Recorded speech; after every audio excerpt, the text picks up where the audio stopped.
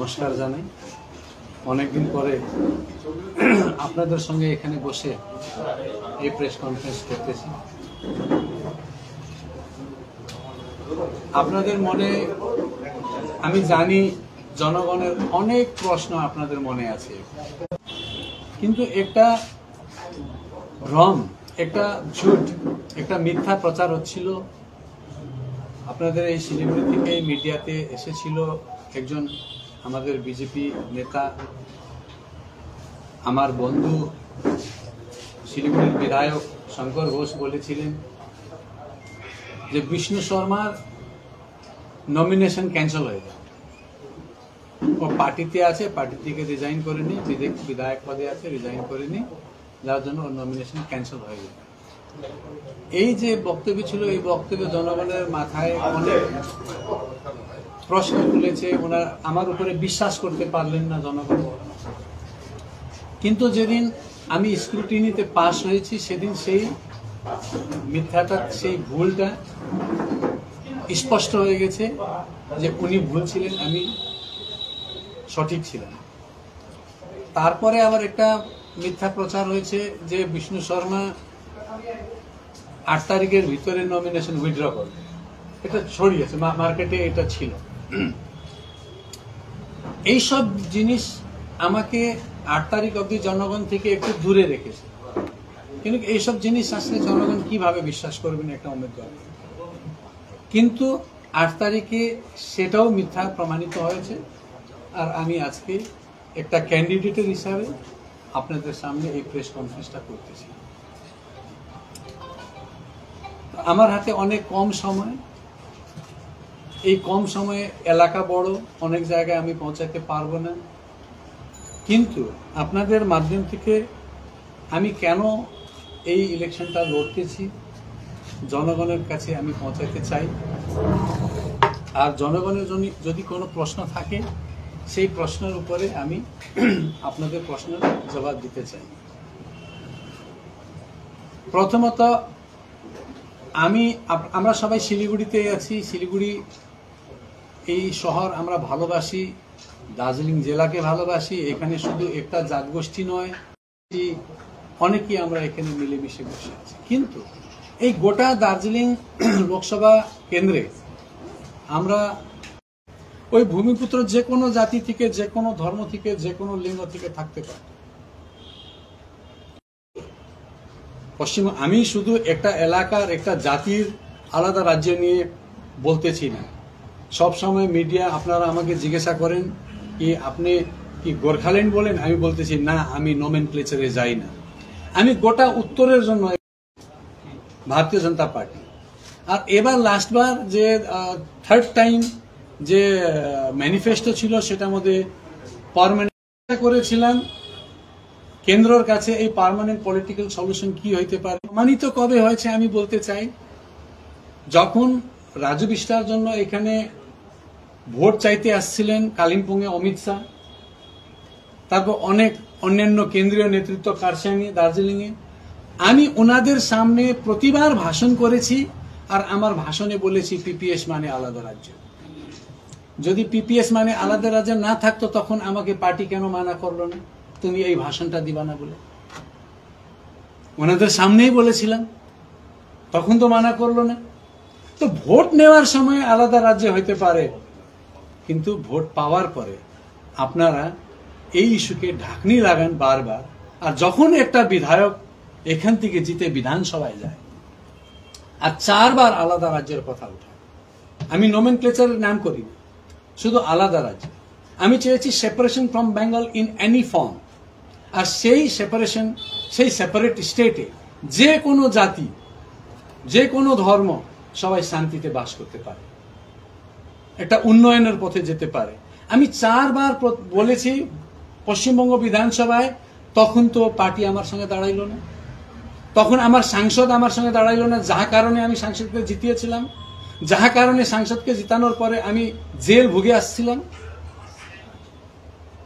এইসব বিষয় আমাকে বিরক্ত করেছে।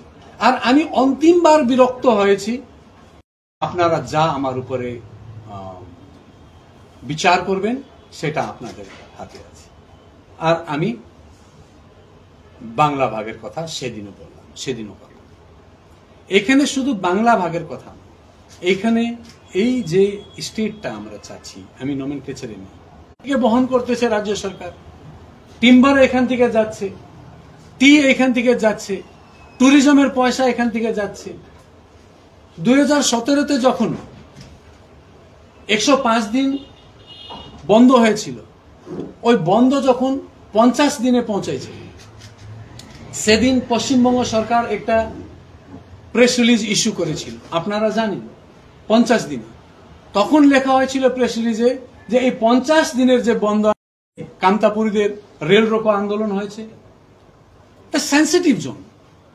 আমি রাষ্ট্রবাদ আমার মাথায় রেখে এই এরিয়াকে শান্ত রাখতে চাই, অশান্ত করতে চাই। শান্ত রাখার জন্য এই এরিয়া ডেভেলপ হওয়া দরকার, বিকশিত হওয়া দরকার, এখানকার জনগণ খুশি থাকা দরকার। এখানকার জনগণ খুশি নয়। আর আপনারা বারবার আমাদের কাছে মিথ্যা প্রতিশ্রুতি দেন। এইমস পাঠাইলেন উত্তরবঙ্গে, আজকে কইছে কেন নাই? কি চক্রান্তে আবার ওইটা দক্ষিণে চলে যায় কেন? প্রতিবার আমরা যে আওয়াজটা তুলতেছি, ওই আওয়াজ দক্ষিণ থেকে কেন বন্ধ করা হয়? এইসব বিষয় নিয়ে আমি আলাদা রাজ্যের একটা পথে এগিয়েছি। আর এই পথ শুধু একটা জাতি নয়, একটা ধর্ম নয়, একটা লিঙ্গ নয়, সবাইকে নিয়ে এগিয়েছি। আর এই বিষয়ে যখন আমি কথা তুললাম, তখন আমাদের এখন যে ক্যান্ডিডেট হয়ে এসেছেন, তখনকার সাংসদ রাজু বিষ্ট আমাকে বারবার বাধা দিয়েছেন। উনি বাধা দিয়েছেন, উনি কেন্দ্রের কাছে গিয়ে অভিযোগ তুলেছেন আমার উপরে যে এর কারণে আমাদেরকে সেখানে রাজনীতি করতে অসুবিধা হচ্ছে। আর জেপি নাড্ডা সাহেব কলকাতা আসেন 9 জুন 2022, সেখানে ওয়েস্টিন হোটেলে একটা মিটিং হয়। 70 জন আমরা বিধায়ক ছিলাম, 16 জন সাংসদ ছিলাম, 8 জন থেকে বেশি রাজ্যের বড় বড় অধিকারী, পার্টি অধিকারী ছিলাম। সেখানে নাড্ডা সাহেব বলেন, আপনি আলাদা রাজ্যের কথা তুলবেন না। আপনারা সংবাদপত্রে দেখেছেন, আপনারাই চালিয়েছেন সেই সংবাদটা। সেদিন আমি বলেছিলাম, আমি এই ইস্যুটা চাচ্ছি, আর ততদিন আমি এই ইস্যুর উপরে কাজ করব যতদিন আমি আমাদের এলাকাকে আলাদা করে নিয়ে যাব। সেই দিনেই যখন আমাদের সাংসদকে সেখানকার মিডিয়া কর্মী প্রশ্ন তুলেছেন যে আপনার এলাকার বিধায়ক এই কথাটা বলেছেন, উনি আলাদা রাজ্য করেই ছাড়বেন বলেছেন, আপনার কি মত? সেদিন রাজু বিষ্ট বলেছিলেন, আমাদের ঘোষণাপত্রে, আমাদের ম্যানিফেস্টোতে এরকম কিচ্ছু লেখা নেই। এটা কত বড় মিথ্যা ছিল। উনি বলেছিলেন আমি ব্যক্তিগতভাবেও আলাদা রাজ্য চাই। আপনি চৌরাস্তায় মহাকাল বাবার কসম খান আলাদা রাজ্যের জন্য, আর কলকাতাতে গিয়ে বলেন আমি আলাদা রাজ্য চাই না, আর দিল্লিতে গিয়ে আমার উপরে অভিযোগ তোলেন। আর এইখানে আসেন, বড়দেরকে আদর করেন না, পার্টিকে ভেঙে চুড়ে শেষ করে ফেলেছেন। সংগঠন আজকে একদম মতলব টুকরো টুকরো হয়ে গেছে। সংগঠন ভেরি উইক, সমতলেও পাহাড়েও। আপনি আজকে এইখানে সংগঠনকে একটা কোম্পানির মতন চালাচ্ছেন। পার্টি সংগঠন কোনোদিন কোম্পানি হয় না। আমরা আমাদের আমাদের থেকে ছোট যারা থাকে ওনাদেরকেও আদর করে রাজনীতি চলে। আর আপনি এখানে এসে অনেক বড় প্রচার করেছেন, আমি 4000 কোটি টাকা আনলাম। আপনি কি আনলেন 4000 কোটি টাকা? রেলওয়ে, রোড, জল। এটা যে জায়গায় বিজেপির সাংসদ নাই সেইখানেও রেলওয়ে, রোড, জল যাচ্ছে। এটা সরকারের প্রোগ্রাম, কেন্দ্র সরকারের প্রোগ্রাম, এটা পলিসি। ওইটা আপনি আনেননি। রাজু বিষ্ট বলেছেন আমি এই রোড এনেছি, এই যে শিলিগুড়ি হয় যে ফ্লাইওভার আছে বড়, শালুগড়া অব্দি, বালাসন থেকে। আপনি এখানে এসেছেন 2019-এ আপনি এখানে সাংসদ হয়েছেন। এই রোডটা পাস হয়েছে 2016-তে। তখন আপনি রাজনীতিতে ছিলেন না। ডকুমেন্ট বলে আপনার কথা দাম তখন থাকবে না যখন ডকুমেন্ট প্রমাণিত হয় না। রেলওয়ে আমি এনেছি বলেন আপনি, দার্জিলিং এর সাংসদ। বন্দে ভারত, বন্দে ভারত জলপাইগুড়ি থেকে শুরু হয়, কলকাতায় শিয়ালদা যায়। ওটা আপনার এলাকা নয়, আপনি কি করে আনলেন?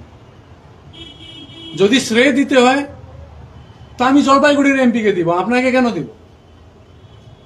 আপনি জল আনলেন, যে আপনি বলেছেন এইটা আপনি আনেননি, এটা আমাদের প্রধানমন্ত্রীর স্বপ্ন, প্রতি বাড়িতে জল পৌঁছায়। আর এর জন্য যে টাকা আসলো, সমতলে কি অবস্থা আছে আমি খোঁজ করতেছি, পাহাড়ে কিন্তু এর মধ্যে বর্মা লুট হয়েছে। জানেন বর্মা লুট মানে কি? অনেক বড় লুট পাহাড়ে। ওই পেয়ারা গাছে এত টুকরো কালো পাইপ, সেখানে নল, আর ওই পাইপের লিঙ্ক কোনো জায়গাও নাই।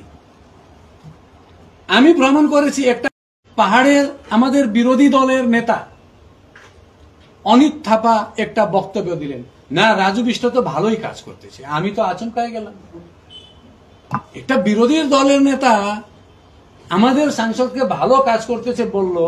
কেন বললো? তার নিজেই মন্ত্রীকে চিঠি লিখেছেন, এই যে প্রহ্লাদ সিং পটেল জি, যে আমাকে জল জীবন মিশনে ঢুকান। এই চিঠি লিখেছেন উনি 12 অগস্ট 2022-এ, উনি নিজেই লিখেছেন। তারপরে পশ্চিমবঙ্গ সরকার এই ইস্যু করেছে। হ্যাঁ, কেন কি পশ্চিমবঙ্গ সরকারকে এখানে অনেক চিঠি কেন্দ্র সরকার দিয়েছে যে এমপি কে অন্তর্ভুক্ত করুন, তারপরে এই ইস্যু করেছে। আর এখানে দেখতেছি যে chief engineer headquarter PHE government of West Bengal এই ইস্যু করেছেন, superintendent engineer all circle and executive engineer all division. তো এটা সাবজেক্টটা আছে ensuring participation of honorable member of parliament in planning and implementation of Jal Jeevan Mission in their constituencies or districts. তার মানে আমাদের সাংসদ রাজু বিষ্ট জল জীবন মিশনের প্ল্যানিং আর ইমপ্লিমেন্টেশন মেম্বার ছিলেন। ওনার মেম্বার থাকাকালীন এত বড় করাপশন কেন হয়েছে, এর মধ্যে নেক্সাসটা কি আছে, এটা জনগণ জানতে চায়। আমি কেন আপনাকে ভোট দিব? আগে এই জিনিসটার উত্তর লাগবে। আপনি কি এনেছেন 4000 কোটি টাকা এখানে, আপনি সাংসদ হয়, তার উত্তর লাগবে। সেটার মধ্যে সমতলে কত খরচা হয়েছে সেটা উত্তর লাগবে, পাহাড়ে কত খরচা হয়েছে তার উত্তর লাগবে, পার্টিকুলার ডিটেল দিতে হবে। আমি কেন ভোট দিব আপনাকে, কেন সাহায্য করবো আপনাকে? আপনার কি আশঙ্কা জলের নামে কত টাকা দুর্নীতি হয়েছে? তা পাহাড় বাস অনেক টাকা, এর উপরে ইনকোয়ারি চাই। এই ইলেকশন শেষ হওয়ার পরে আমি ইনকোয়ারি চাই। হ্যাঁ, এটা দেখবো কার কাছে চাইবো। এটা আজকেও আমি একটা চেয়েছিলাম, কোর্টের একটা অর্ডার পেয়েছি, খুশি লাগছে। আমি এই টিচারের অ্যাপয়েন্টমেন্টের আমার অনেক সাধন আছে ইনকোয়ারি চাওয়ার, আমি সব সাধন যেটা বেস্ট সাধন সেটা ব্যবহার করব। তো এইসব জিনিস।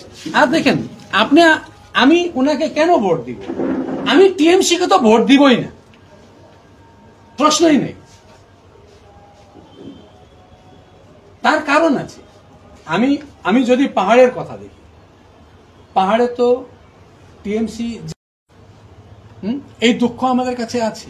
আর এইখানেও আমি কেন টিএমসি কে ভোট দিব? গোটা উত্তর আজকে বঞ্চনার শিকার আছে। এই বিশ্ববিদ্যালয় কি স্থাপনা হয়েছে? আপনারা মিডিয়া কর্মী বলেন তো, হয়েছে? এই 5 বছরে চেষ্টাও হয়েছে, এর জন্য হয়নি।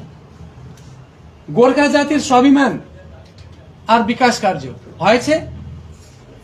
হয়নি। শুধু গোর্খা কারো স্বপ্ন পুরো হয়নি। আর চা বাগানের কর্মচারীর ন্যূনতম মজদুরি, আমাকে তো তখনই 2021 ইলেকশনে উনি বলেছেন ন্যূনতম মজদুরি হয়ে গেছে, আপনি ভাষণে বলুন। আমি তো বলেছিলাম, এবারও ওনার বিষয় সেটাই আছে। এত মিথ্যা কেন? হ্যাঁ, উনি বলেছিলেন দার্জিলিং এ পর্যটনের অনেক সম্ভাবনা আছে, ropeway, amusement park, star hotels, health tourism, এটাকে আগাবো। কি করেছেন উনি? কিছু করেছেন? এর উপরে কাজ হয়েছে? আপনারা মিডিয়া কর্মী, আপনারা বলুন হয়নি। আদর্শ গ্রাম হাতিকিসায়, সেখানে আপনার পা পড়েছে কোনোদিন? দেখেছেন? টাকা আসছে, কিন্তু গরিব ও পিছিয়ে বর্গ युवाओं को निःशुल्क কোচিং হয়েছে? হয়নি। ক্ষেত্র এখানকার কিষানদেরকে বিকাশের হেতু প্রশিক্ষণ এবং মার্গদর্শন হয়েছে? হয়নি। বন্ধ পড়ে চা বাগান, লঘু উদ্যোগ। একটা ইন্ডাস্ট্রিয়ালিস্ট আর চা বাগানের ইন্ডাস্ট্রিয়ালিস্ট মালিকদের সঙ্গে আপনার খুব মনোভাব ভালো আছে, সেই জন্য আপনি কিচ্ছু করতে চান না। 10টা চা বাগান বন্ধ হয়েছে আর টি বোর্ডের মেম্বার হয়, আপনি শুধু তাকিয়ে থেকেছেন। আর সেলফ হেল্প গ্রুপ ও মহিলা উদ্যোগ के माध्यम से মহিলা সশক্তিকরণ কিচ্ছু হয়নি, কারোর কাছে মহিলা সশক্তিকরণ কিছু পৌঁছায়নি। এইটাই ওনার ভিজন ডকুমেন্ট ছিল। 5 বছর আগের ভিজন ডকুমেন্ট, রেজাল্ট 0। তো জনগণ কেন ভোট দিবে আপনাকে? শুধু মিষ্টি কথায়। আর এখন আপনারা কত দারিদ্র, বৈচারিক দারিদ্র্যে ভোট চাচ্ছেন, বলতেছেন আমরা চাল দেওয়া হয়। এই স্টকে যে চাল আছে, এই চালটা সরকার কি করবে? সমুদ্রে ফেলাবে? কি করবে? আর যদি চাল নিতে বন্ধ করে কিষান কি খাবে? হ্যাঁ, কিষান আন্দোলনকে কি করে আটকাবেন? আপনারা চাল, আর আপনি ওই চালকে দেখায় ওই গরিবী, ওই চরম গরিবীকে, ওই পেটের কথা নিয়ে, খিদের কথা নিয়ে আপনি ভোট চান। এটা লজ্জার বিষয়, এটা অনেক বড় লজ্জার বিষয়। আর আজকে আপনাদের দেশের সবচেয়ে বড় নারা কি এই ইলেকশনে? আমি তো ভেবেছিলাম এই দেশকে অমুক জায়গায় পৌঁছাবো, এই দেশের এই নীতি বানাবো, এই দেশের শিক্ষা এরকম করব, এই অনেক জিনিস এই দেশে করার আছে। কিন্তু আপনাদের সবচেয়ে বড় লক্ষ্য হয়েছে আব কি বার 400 পার। তার মানে আপনারা শুধু নম্বরের জন্য রাজনীতি করতেছেন, কোনো অন্য বিষয় নাই, শুধু নম্বরের জন্য রাজনীতি করতেছেন। 400 পার, ঠিক আছে, কেন দিলেন না? এবার আপনারাই বলেন। আমার কাছে যত প্রশ্ন আছে সেই প্রশ্নের জবাব জনতাকে দিতে হবে, আমাকে নয়। এইসব বিষয় নিয়ে, এইসব বিরক্তি নিয়ে আমি এই ভোটে, আমাকে গোটা ইলেকশনে একটা গাড়ি নিজের পিছে চালানো খুব অসুবিধা। এত টাকা নাই আমার কাছে, গরিব মানুষ। একটা গরিব মানুষ এত কোটি কোটি টাকার ইলেকশনে আপনার বিরুদ্ধে কেন নামতে হয়েছে? কেন? সেই কারণটা কি? এত বড় রিস্ক আমি কেন নিলাম? কার জন্য নিলাম? আমার জন্য নয়। আপনারা জনগণকে যে প্রতিশ্রুতি দিয়েছেন, সেই প্রতিশ্রুতি মাত্র প্রতিশ্রুতি থাকলো। আর আমি জনগণকে যে প্রতিশ্রুতি দিয়ে রাজনীতিতে এসেছি, আমি সেইটা ছেড়ে আগে এগিয়ে যেতে পারবো না। শ্মশান যাত্রী কম করতে চাই, আমি আমার শ্মশান যাত্রী বাড়াইতে চাই। এই জন্য এই মাটির সঙ্গে, এখানকার জনগণের সঙ্গে अलग राज्य मांग रहा हूं।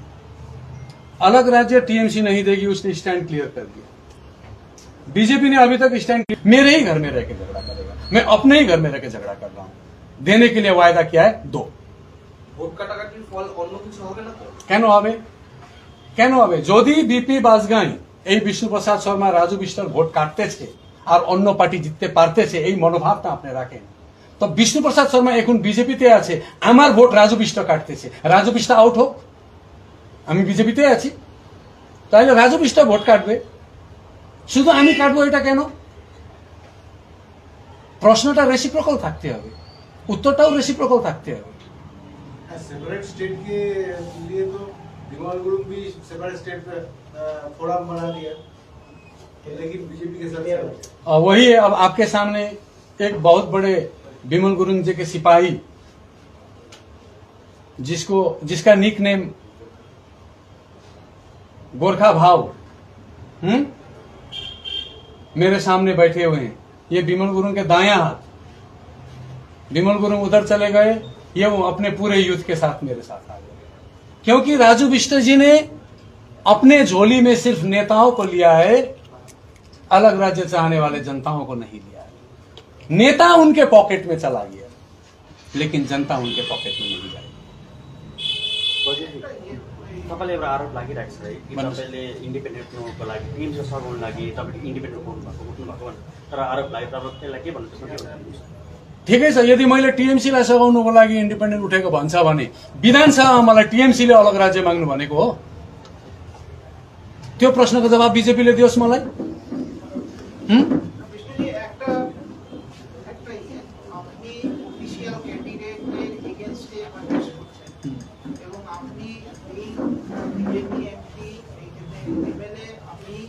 পার্টির এগেনস্টে সরাসরি নেবে কন্টেস্টটা করছে, তো আপনি তাহলে স্টেপ ডাউনটা করছেন না। আপনার পার্টি এমএলএ পদ থেকে আপনি রেজিগনেশনটা সাবমিট করছেন না। তার কারণ আছে। কারণটা কি আছে? এখন আপনি সেইটাই প্রশ্ন তুলতেছেন যে প্রশ্ন আমাকে শঙ্কর ঘোষ তুলেছিল, যে প্রশ্ন আমাকে রাজু বিষ্ট তুলেছিল, যে প্রশ্ন আমাকে কল্যাণ দেওয়ান তুলেছিল, মানে বিজেপি ক্যাম্পের প্রশ্ন হয়। আপনার মাথায় সেখান থেকে ওই প্রশ্ন চলে আসছে, ঠিক আছে? না, আপনার একদম আপনার প্রশ্ন স্বতন্ত্র আছে, কিন্তু এই প্রশ্নটা আগে উঠেছে বিজেপি ক্যাম্পে, ঠিক আছে? ওরা ভয় করতেছে কেন? কি রাজু বিষ্ট এখানে সংগঠনকে ভেঙেছে, টুকরো করেছে। এই যে উনি বিজেপির লোক, সংগঠনের লোক, হ্যাঁ, উত্তরদায়িত্বে আছেন, আমার সঙ্গে বসে আছেন, ঠিক আছে? সংগঠনকে ভেঙেছে বিজেপি। তো ভাঙার পরে রাজু বিষ্ট যখন আসে তখন তো বিজেপির ভিতরে অর্ধেক লোক তো রাজু বিষ্টর বিরুদ্ধে আছে। আর যদি বিষ্ণু শর্মা পার্টি থেকে রিজাইন করবে, তাহলে এই ভাঙা বিজেপি কাকে ভোট দিবে? এই ভাঙা বিজেপি বিষ্ণু শর্মাকে ভোট দিবে, যার জন্য ওরা চাচ্ছে বিজেপি থেকে বিষ্ণু শর্মা রিজাইন করুক। আমি কেন চাইব? আমি কেন রিজাইন করব? রিজাইন করার লজিকটা কি আছে? আমি তো এখানে আলাদা রাজ্যের ইস্যুতে ভোট চাচ্ছি, উপরে গিয়ে বলতেছে না না পিপিএস বলবো, নিচে বললে ভোট পাবেন। এই ডুয়েল পলিটিক্স কেন করতেছেন আপনি?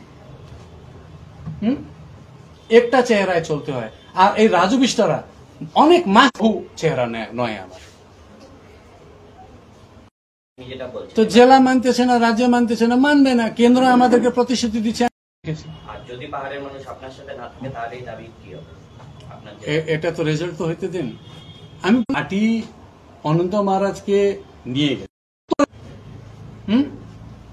জলপাইগুড়ি ডেভেলপ হবে, আলিপুর ডেভেলপ হবে, কুচবিহার ডেভেলপ হবে, শিলিগুড়ি ডেভেলপ হবে, পুরা গোটা এরিয়া ডেভেলপ হবে। তো এটা তো আমি আমার জন্য তো চাচ্ছি না, এখানকার জনগণের যে চাহিদাটা আছে ওইটা তুলে যাচ্ছি।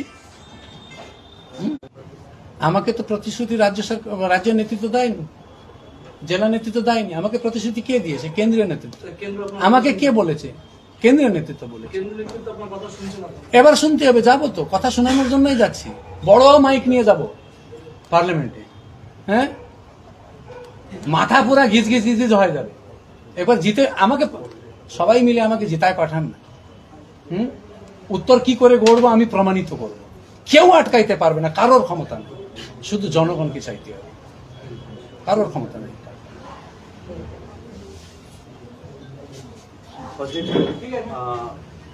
भारत लोकसभा सीट 5 वाले 40 सीट हो तपाईँले यदि दार्जिलिङबाट जानुभयो एकजनाको आवाजको सेन्टरले सुन्ला, एकजना होइन, त्यहाँ अलग राज्य चाहने थुप्रै थुप्रै थुप्रै थुप्रै अरू पनि ठाउँबाट सांसदहरू आएका छन्।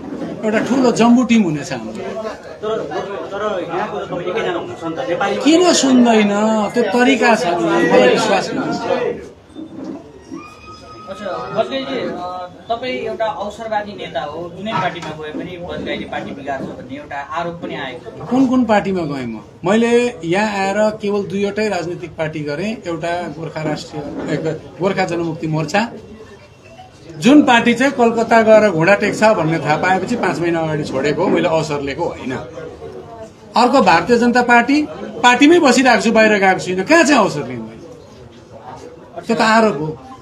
तपाईँको मेनिफेस्टो पनि हामीले हेऱ्यौँ है, विगतमा भाजपाले पनि आफ्नो मेनिफेस्टोमा त लेखेकै हो गोर्खाको मुद्दालाई लिएर। तपाईँको मेनिफेस्टो हेऱ्यौँ, र भाजपाको मेनिफेस्टो जस्तो 15 वर्षसम्म आश्वासनको मेनिफेस्टो बनेर गयो। मेरो बन्दैन, किनभने यो भाजपाको मेनिफेस्टो होइन, यो बिपी बजगाईको मेनिफेस्टो। तपाईँको चुनाव प्रचार कहिलेदेखि सुरु हुन्छ? चलिरहेको। तपाईँले आफ्नो प्रतिद्वन्दी कसले ठान्नुहुन्छ? किनकि यहाँ काङ्ग्रेस पनि छ, बिजेपी पनि छ, डिएमके पनि छ, कसले ठान्नुहुन्छ आफ्नो प्रतिस्पर्धी? कसलाई होइन, केलाई पो त। If life is an art, then Dwarika Prime is a canvas. Wake up to the breathtaking view of lush green hills every morning. Experience state-of-the-art living with an open gymnasium and a yoga deck on the terrace. Conveniently located near the bustling business hub on Savok Road. Ready to move in, budgeted flat. The baby pool, landscape garden, rooftop gazebos, children's play area, temple, community hall, and terrace garden. Spacious bedrooms for your comfort and relaxation. Dwarika Prime. Call 9733399970. Punjab state dear Baisakhi bumper lottery निस्के हो Punjab state dear Baisakhi bumper lottery पहिलो पुरस्कार 2.5 करोड़ ग्यारेंटीड र धेरै पुरस्कार ticket को दाम मात्र 500 रुपया ड्रॉ हुन्छ 20 अप्रिल पहिलो पुरस्कार केवल बिक्री भएका टिकटबाट Punjab state dear Baisakhi bumper 2024। Siliguri के सालबाड़ी में घर हो अपना, क्या आपका भी है ये सपना? अंबरधुरा सालबाड़ी स्थित गोकुल धाम में आपको मिलेगा अति आधुनिक फैसिलिटीज के साथ 2 से 3 BHK फ्लैट। यहाँ आपको मिलेगा थीम्ड लैंडस्केप से लेकर open amphi theatre, kids play area, senior citizen area, walking lawn, rooftop sitting area और भी सुविधाओं से लेकर शानदार अपार्टमेंट तक। पंचनई गोकुल धाम शहर के सभी हिस्सों, स्कूल, कॉलेज, अस्पताल, railway station, airport, shopping mall जैसी जरूरी स्थानों तक आसान पहुँच। कॉल करें 9755542000 पर और बुक करें अपना 2 या 3 BHK अपार्टमेंट। लग्जरी की सर्वोत्तम ठिकाना गोकुल धाम में है।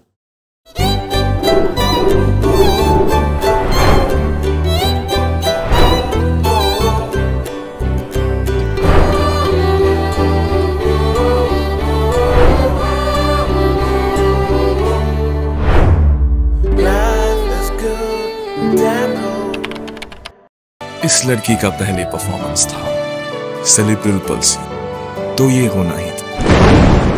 इस लड़के का ऑटिज्म, बात नहीं कर पाता है। ADHD ये भी एक बीमारी है। सूत्रा के साथ वो सिर्फ सर ऊंचा करके खड़ा नहीं है, वो बहुत सा रास्ता आगे बढ़ चुका है। इस जगह पर हर एक बच्चों के मुंह पे खुशियां लाई जाती है। वो करता है और कर सकता है, तभी तो वो बच्चे आज अपने पैरों पे खड़े हैं, बात कर रहे हैं और बाकी बच्चों की तरह नॉर्मल लाइफ जी रहे हैं। सूत्रा, पावर टू कॉन्कर।